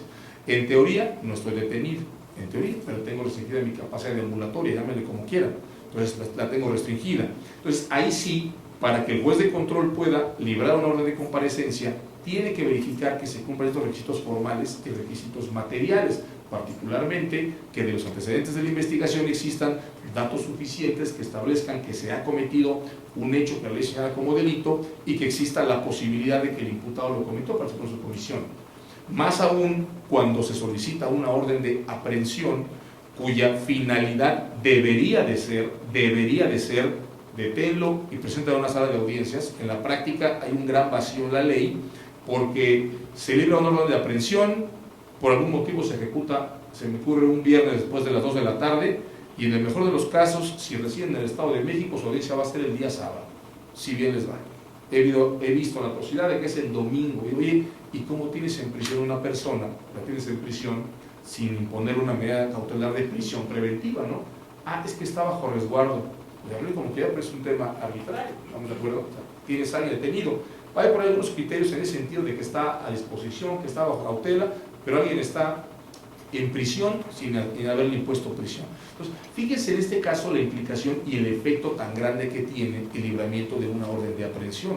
Entonces, invariablemente en este supuesto, claro que existe un control judicial, sí existe materialmente un control judicial. Fíjense, hago este distingo entre lo formal y lo material, porque lo formal es lo que está en la ley, lo material es aquello, digamos, que acontece en la práctica y que acontece dentro del procedimiento penal. Si ustedes buscan si hay un control judicial sobre este formato, no vamos a encontrar, ¿no? Pues verifica nada más. Materialmente sí lo hay, porque el juez tiene que resolver y el juez puede negarle a la gente del Ministerio Público tanto la orden de comparecencia o le puede negar la orden de aprehensión. Puede indicarle no cumple los requisitos. Luego entonces no puedo, en este caso, quitarle la libertad a una persona con la finalidad de que llegue al procedimiento penal. Entonces, dense cuenta cómo bajo este panorama es muy distinto la vía que se puede desarrollar en cada ejercicio de la acción penal. Por eso esta frase gastada chusca de depende, ¿no? Esto es, si somos particulares, claro que nos va a controlar un juez. Si somos o representamos al poder público, existen supuestos donde no y donde sí. Y fíjense, de lo que platicaban los maestros que me anteceden, fue muy interesante porque llegamos a la conclusión, sin ninguna duda, de que si el agente del Ministerio Público decide no ejercitar acción penal, ahí sí tengo la oportunidad de acusar, en este caso el Ministerio Público, con el juez. Y aquí la consigna sería, oye, si cuando el Ministerio Público decide no ejercitar acción penal, lo puedo acusar, cuando ejercita también lo podré acusar, también habrá alguna vía justo para defenderme. Y ese es el punto, más allá de las posturas que podamos tener, de las reflexiones que queremos dejar en ustedes, ¿no? Nos damos cuenta cómo, bajo este panorama que les comparto, en algunos supuestos sí hay control judicial, o sea, el juez sí verifica y en otro caso no lo hace. ¿Por qué? Porque en estricto sentido, en la audiencia inicial es donde se debe desarrollar todo a través de la oralidad. a través de la contradicción y las partes debatan y acorde al principio de congruencia de las resoluciones, el juez atienda justamente las peticiones y resuelva sobre los derechos de las personas. Entonces, nótese cómo en este caso sí tenemos diversos supuestos. Fíjense, en el caso de este famoso recurso innominado, que nos platicaron los más que anteceden, que está previsto en el artículo 258 del Código Nacional de Procedimientos Penales, está destinado esencialmente para controlar esencialmente la forma en que el Ministerio Público concluye una investigación sin que se dé un esclarecimiento de los hechos, sin que se llegue que el posible culpable no quede impune. Recuerden que acorde a nuestra Constitución, 20 apartado A, fracción primera y artículos del Código Nacional, el procedimiento penal tiene 4 finalidades, que son esclarecer los hechos, proteger al inocente, que el culpable no quede impune y que los posibles daños por el delito se reparen. Nótese la gran relevancia del primero, esclarecer los hechos. El esclarecer los hechos es un derecho humano a la verdad. Yo, imputado, yo acusado, tengo el derecho humano a la verdad de que el juez me diga si cometiste un delito o no lo cometiste. Si yo soy víctima, mi derecho humano se traslada en el sentido de decir si eres víctima porque sí se cometió un delito en tu contra, o no eres víctima porque no hubo un delito en tu contra. La presunción de inocencia, bueno, ni se diga, ¿no? En el caso de que el posible culpable no quede impune, aquí se ha trabajado poco en ese sentido. ¿Por qué? Porque esto va destinado hacia las víctimas. Va destinado a que si existe una conducta típica anterior y culpable, esto es un delito, exista una consecuencia jurídica y no haya impunidad. Impunidad es cuando no hay una consecuencia. Vamos, hay que cambiar obviamente nuestro chip, porque la impunidad no es, es que está en libertad, ya está, es impune esto. No, hay muchas más de las sanciones que se imponen o de las penas. Entonces, bajo este tema, fíjese la gran trascendencia de esclarecer los hechos y que el posible culpable no quede impune. Bueno, por eso la razón de ser de este control judicial que prevé el Código Nacional en el artículo 250, es decir, a ver, si el Ministerio Público decide o determina que no es resuelta la acción penal, el juez tiene que verificarlo, o puede verificarlo, no debe, puede. Esto es un tema si se ejercita. Si el agente del Ministerio Público determina un archivo temporal de la investigación, ¿esto qué es? Cuando existe algún obstáculo jurídico o material de carácter superable, pero hasta ese momento me quedo, el Ministerio Público dice, oye, por el momento no tengo más líneas de investigación. Luego entonces, archivo temporalmente esta carpeta de investigación. Ahí también puede acudir la víctima. También bajo otra forma llamada abstención de investigar, que la gente del Ministerio Público desde que reciba, en este caso, una investigación, ¿de qué crees? Para mí esto no es ni delictivo, o bien yo veo que esto definitivamente no constituye algún acto penalmente relevante. Luego entonces, pues bueno, no debiera de investigarlos. Entonces, en estos supuestos, en esta facultad de abstención, o incluso este criterio de oportunidad, que también es una forma en la cual se puede cerrar la investigación, el juez tiene esa facultad de verificar y decirle a la gente del Ministerio Público, ¿qué crees? Estuvo mal cerrada esa investigación, estuvo mal cerrada.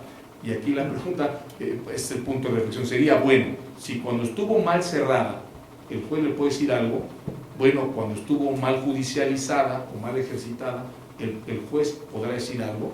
Yo aquí la respuesta realmente es sí, o sea, sí, definitivamente esto se puede hacer, y esto propiamente no va a constituir una invasión de facultades. Lo que yo sí considero, y de manera fundada, es que el juez sí no tiene esa facultad de decirle al Ministerio Público, oye, judicializa. Ahí sí, yo comparto el criterio en el sentido de que esto no debiera de hacerlo, porque si es una decisión, en este caso de la autoridad administrativa, que si bien sí podrá desencadenar en este ámbito que comenta el maestro Marco, ¿no? El juez ya dijo que estuvo mal, bueno, vuelve a decir que no. ¿Qué voy a hacer otra vez? Juez de control. Sí puede haber un poco de círculo vicioso, desafortunadamente sí puede existir esta posibilidad, pero hay, de alguna manera, me atrevo yo a decir, un costo-beneficio de la justificación, que no le puedo decir, juez, exactamente al Ministerio Público qué debe de hacer. Lo que sí tengo la facultad de hacerlo como juez de garantía es advertirle que lo que hizo estuvo mal, pero yo no podré decirle, obviamente, esto. Hay también una vía, digamos, o una esencia del control judicial, que son las comisiones del Ministerio Público. Las partes procesales, tenemos la oportunidad de decirle al juez, oye juez, ya le requerí o ya le pedí esto a la gente del Ministerio Público, ¿qué crees? O ya me dijo que no, o ni siquiera me está pelando, ¿no? Hoy en día, una vez que hacemos una petición a la gente del Ministerio Público, tiene que respondernos en 3 días hábiles. Casi el día cuarto puedo estar juez de control, otra vez soy yo, ¿no? Fíjate que te vengo a decir que me está negando o se está restringiendo. Entonces, bajo este parámetro, fíjense cómo el juez sí tiene esa facultad de controlar el no ejercicio o que la gente del Ministerio Público no ejercite la acción penal. Pero reitero, no le podrá decir, oye, fíjate que lo cerraste mal, sí judicializa. Fíjate que determinaste el no ejercicio, sí judicializa. ¿Por qué? Porque estaría haciendo esa labor, digamos, de la gente del Ministerio Público y a criterio, obviamente, de la voz, habría una invasión de facultades, donde estará diciendo, vamos, en este caso, imaginemos que alguien ajeno al Poder Judicial le diga al juez, sí vincúlalo a proceso, o juez, sobresee, esto es, pero que alguien le diga lo que tiene que hacer, ahí es un poco complicado. Y aquí no se trata de una cuestión de jerarquías, sino justamente entre Ministerio Público y juez, porque eso se ha debatido mucho, y no es la esencia. Aquí la esencia es distribución de facultades y la distribución o la divisibilidad del poder público. Eso es lo más importante, donde cada órgano del Estado tiene facultades. De aquí, pues cierro con esta charla, dejándonos ustedes esta gran reflexión de, pues si puede ser materia de control, con estos parámetros que hemos comentado. Este chusco depende, ¿no? Ya se ven en qué casos la ley o la práctica se acontece, en cuáles no. Y bueno, pues el derecho obviamente es una creación de humanos para humanos, completamente perfectible. Al día de hoy, lo que está escrito es derecho pues vigente, al día de mañana sabemos que puede cambiar. Y obviamente quiero cerrar con una frase muy interesante de un jurista uruguayo, Eduardo Couture. Fíjense, este jurista decía, o dijo, es frase de él, no es mía, que el derecho de un pueblo valdrá lo que valen sus hombres encargados de aplicarlo. Hoy en día yo traslado esa frase en el sentido de decir, el derecho de un pueblo valdrá lo que valen las personas encargados de aplicarlo. Luego entonces, ustedes que son estudiantes del derecho y que el día de mañana tienen el compromiso de ser estudiosos del derecho, tienen que hacer que el derecho valga lo que tiene que valer para llegar a su fin, que es la justicia. Muchas gracias.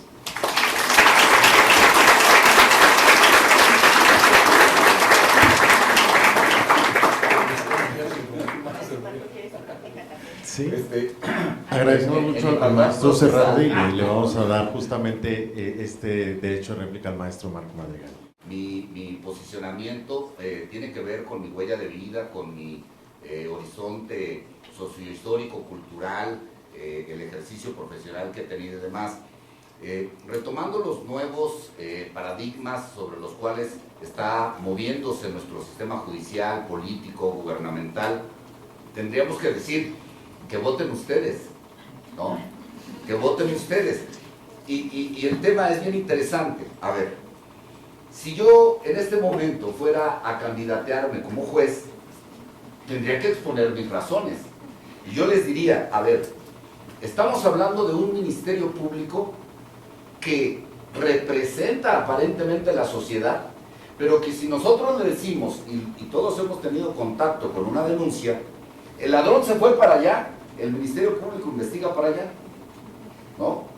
Que si le quitaron la fe pública fue porque se determinó todos los actos de corrupción, que si efectivamente en la Ley General de Víctimas fue la primera que se instituyó en el artículo 10 y 12, la figura del asesor jurídico no fue gratuito, fue pues, justamente por temas de tratados internacionales que le dijeron, está mal, el Ministerio Público no investiga los delitos. No solamente no investiga los delitos, sino que además fabrica delincuentes. Y estamos viviendo en un México, ¿no?, donde existe el Chapo Guzmán, donde existió Genaro García Luna, ¿no? Estamos hablando de ese México. Entonces, es evidente que sí, el asesor jurídico puede impugnar, y en una carpeta de investigación puede impugnar hasta 100 veces en contra de las diligencias que haya solicitado y que el Ministerio Público le haya negado porque simplemente no quiere. Ya, estamos hablando entre el deber ser, el hay que ser y el no hay que ser, ¿no? Entonces, bajo ese posicionamiento considero efectivamente que hay que cambiar el paradigma para decir, el Ministerio Público debe entrar a control judicial. No puede quedar impune, no puede convertirse en parte del problema. Debe de sujetarse a control judicial, porque entonces ¿a qué le tenemos miedo? Al propio control judicial, si se supone que el control judicial es también para que nos administre justicia. Recordemos que el Ministerio Público en la fase inicial es parte.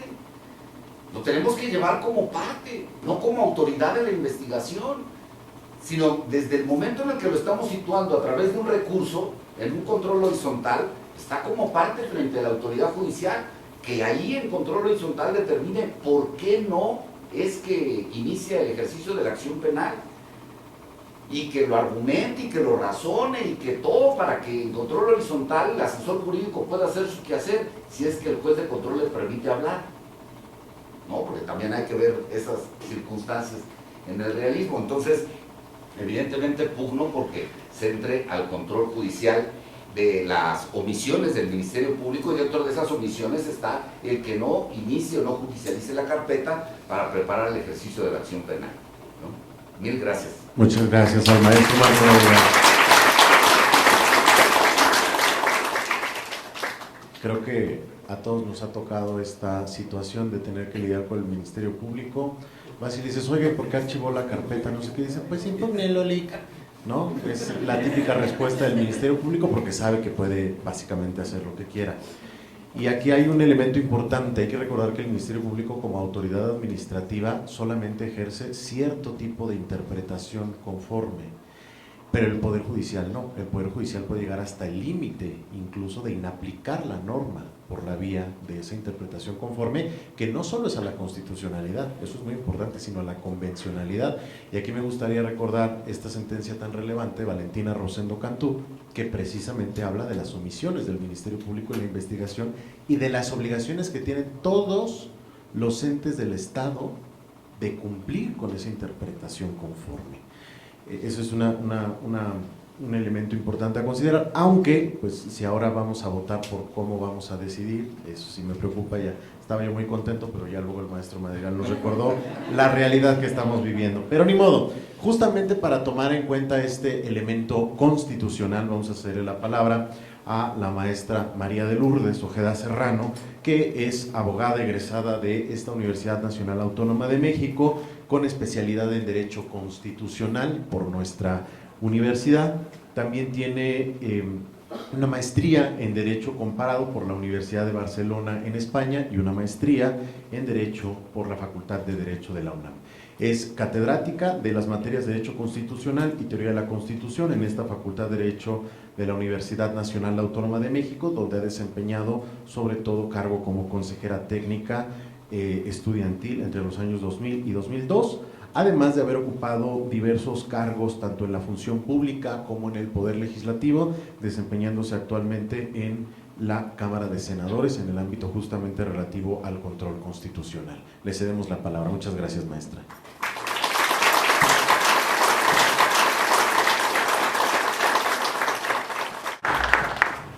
De antemano les digo que no les voy a dar derecho de réplica, ¿eh? Sí, porque además los penalistas se agandañan con el tiempo. Miren, ya nos queda muy poco tiempo, entonces por lo tanto no les voy a dar derecho de réplica. Mi punto de vista es, como lo ha dicho el maestro Carlos Vergara, es un punto de vista constitucionalista, y para no entrar en conflictos, ¿por qué mejor no lo sometemos a una tómbola? Si el Ministerio Público o el juez de control puede tener la facultad de exigirle al Ministerio Público que ejerza la acción penal para que se judicialice la carpeta, ¿no? ¿Sí? O lo sometemos a un voto popular, ¿les parece? A ver si nos conviene en ese sentido. Ya nos quitamos de derechos de réplica y de doctrinas encontradas aquí entre los maestros de la facultad, ¿no? Bien. Fíjense que este tema es verdaderamente polémico porque cuando estamos en la parte de la defensa o en la parte del asesor jurídico de la víctima, pues obviamente vamos a estar o en pro o en contra de que el Ministerio Público ejerza la acción penal o judicialice la carpeta. ¿Sí? A mí me tocó un caso de lesiones del esposo hacia la esposa, y ya la carpeta estaba integrada con todos los datos, las bases, los datos de prueba, las periciales, el sustento de los médicos, legistas, testigos incluso, ¿no? Y ya llevaba como 7 meses el Ministerio Público investigando el caso y solicitó la entrevista con el posible victimario, el esposo de la señora. Estaba localizable, porque pues, obviamente la señora dio los datos de dónde se encontraba el esposo o dónde posiblemente lo podían localizar. ¿Sí? Pero, ¿qué pasó? Ahí, fíjense, el Ministerio Público que llevaba la carpeta se enferma y solicita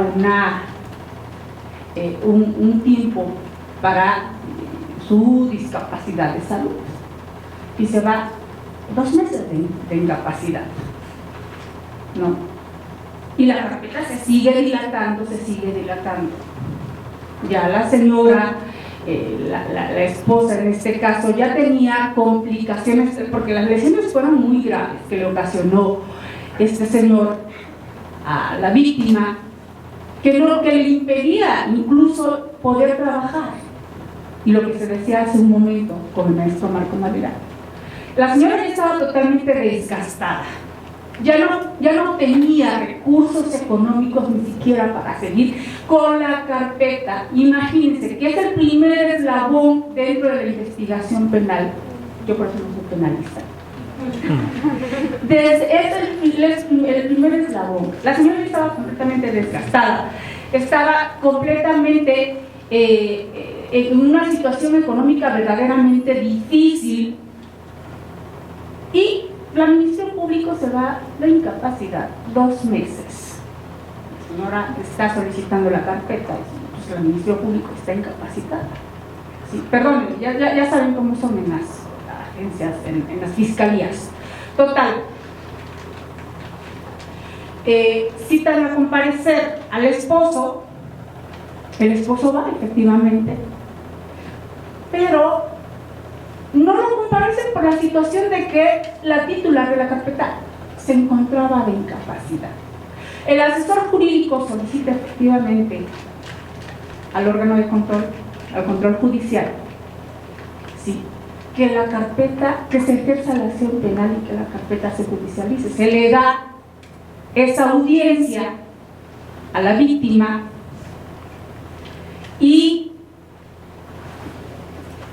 pues no se le había comparecido al esposo. Digo, porque también tiene derecho al imputado, al que se le va a imputar, al victimario, al posible responsable, también tiene derecho de defenderse, ¿cierto? Porque también por esa causa hay cientos y cientos, si no miles, de personas que por un indicio están incluso esperando una audiencia intermedia, ¿no?, en este país. Tiene derecho. Entonces aquí también entra el depende, que dijo el maestro Cervantes, ¿no? Dónde estemos y en qué posición estemos. Miren, y finalmente, como estos casos vamos a encontrar millones en este país, millones de dilatación de una carpeta, por parte de omisión de los ministerios públicos o de la incapacidad de los ministerios públicos, que en cuestiones de reformabilidad es lo primero que se tuvo que haber reformado en este país, sí, por tanta omisión y, por qué no decirlo así, por tanta corrupción en ese primer eslabón de la justicia penal, en materia penal.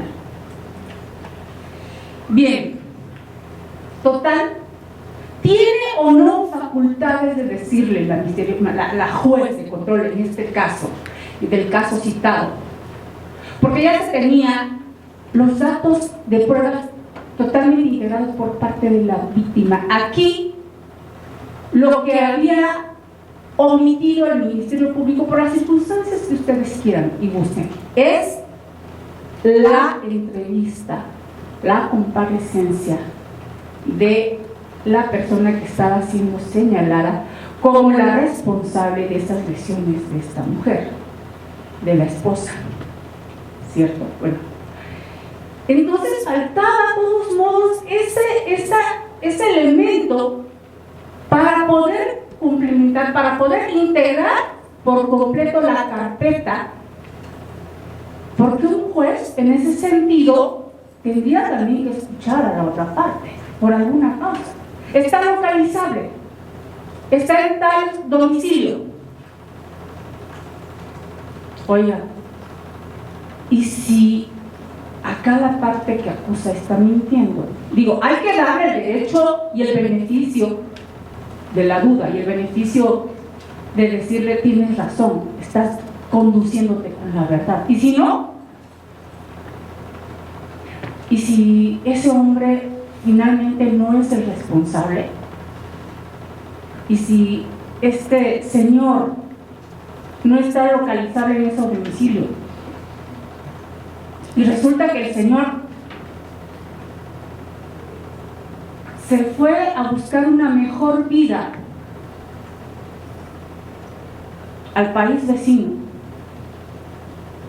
para solventar a su familia, y resulta que el señor tuvo ciertas complicaciones allá y no ha logrado ni pasar, ni se ha logrado comunicar con su familia, y le están imputando un delito que no existe. Vean el juego del derecho. Se le tiene también que dar el beneficio de defenderse. Entonces, ¿a quién responsabilizamos en estos casos? Citábamos al artículo 21 de la Constitución, que es ambiguo y queda con esa ambigüedad. Y creo yo que como constitucionalista, aquí los únicos responsables que no son claros en la primera fuente de nuestro derecho, ¿quiénes creen que son los primeros responsables de que a los abogados penalistas los metan en este dilema? De que yo sí soy de este criterio, no, yo no soy de este criterio. Ambos tienen razón, ¿cierto? Dependiendo de dónde nos encontremos, dependiendo en qué situación y en qué posición nos encontremos. Si en la parte de la defensa de la presunta víctima o en la parte del presunto responsable. Entonces, no es el derecho. Si alguien pensaba que el derecho era fácil, está muy equivocado. Fácil son las matemáticas, porque esas son ciencias exactas. El derecho no. Es cuestiones de aplicabilidad de ciertos criterios. ¿Sí? ¿Quién serán entonces los responsables en este país de tener unas leyes surrealistas porque no son claras? No son claras. ¿Quién serán los responsables? A ver, ¿alguien? ¿Quién, perdón? Los legisladores. Los legisladores que le dejan que le dan muy poca importancia a la justicia pronta y expedita del ciudadano.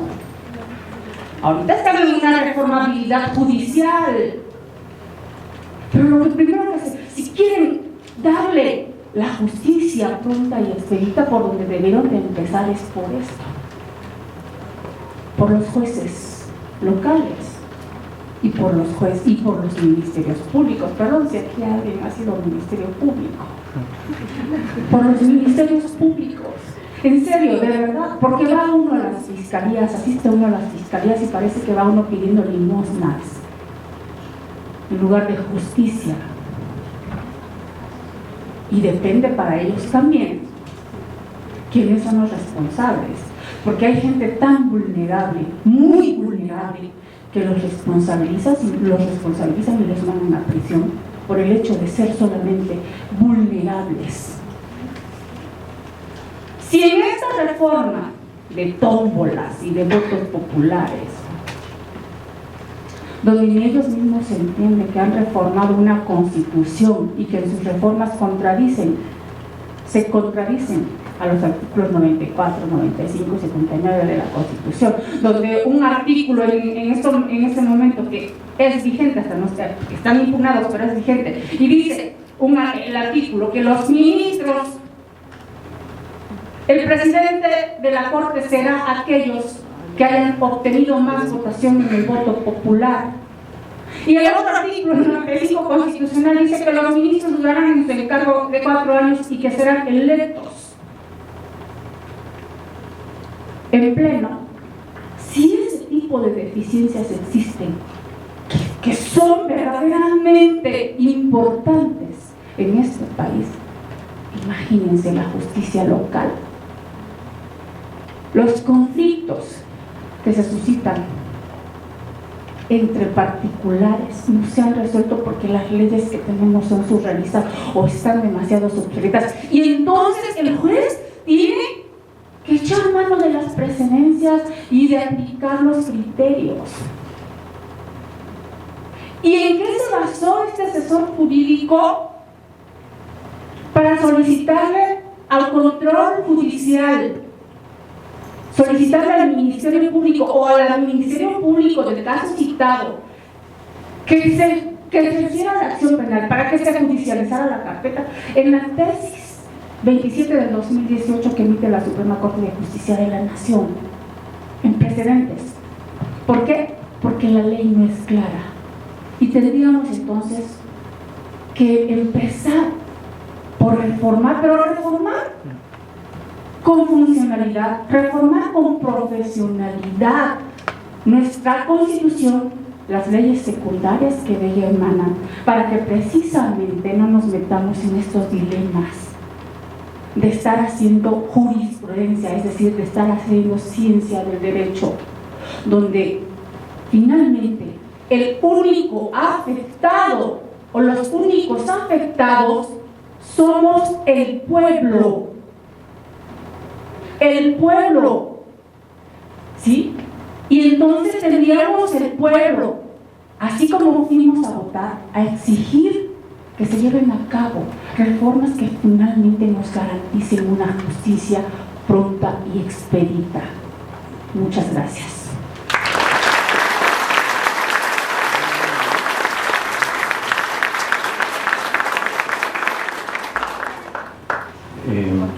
Por cuestiones de tiempo vamos a dar lugar solo a una o dos preguntas breves, si es que alguien las tiene.